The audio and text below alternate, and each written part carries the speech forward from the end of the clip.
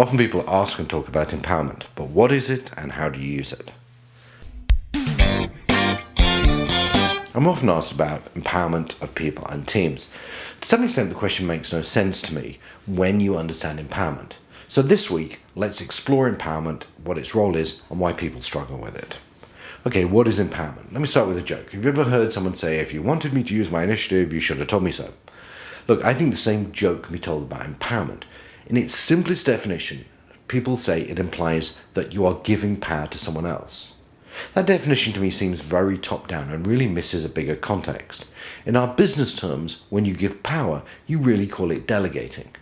In social terms, empowerment is a process that helps people gain control over their lives. This implies they're not given power, but they take it, or they empower themselves. So like the old joke about initiative, we really have to think about empowerment as something that people need to take, not that we give them. Okay, so what is the role of empowerment? Many of us would like to think that we do the right thing, whatever it is. We know how to do our jobs well, and we know what needs doing. And we need others to help us complete our tasks in time. As senior leaders and executives, this becomes very complicated. Our bosses don't ever really tell us what to do, they expect us to work it out. They don't tell us how to do it, they expect us to work that out too. More specifically, if the resources to complete a task are not there, or maybe there's not enough in the wrong place, they expect us to go get them to make them work to complete the tasks.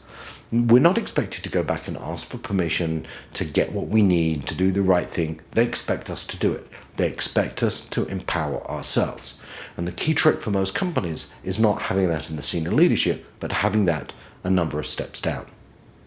So, why don't people empower themselves? What holds them back? I find one of the following reasons is really often used when you ask someone why they aren't empowered to. They say nobody told them they could, and that really doesn't make sense at all. They say they don't want to overstep their bounds, although I really think that that's much of an excuse. The one I'm most worried about is when they say they've tried it before and they've been slapped down. It's this last one that makes most sense to me. The other two don't really make sense when you understand what empowerment is and how real leaders operate. Most people, quite frankly, are just too scared or too weak to stand up and do what's right. And it's always easier to blame other people and complain about the system. So, when it comes to empowerment, don't wait to be empowered, empower yourself. Bottom line here is this. Real leaders don't blame others and say the hole is in the other end of the boat. They do what's necessary to get the job done.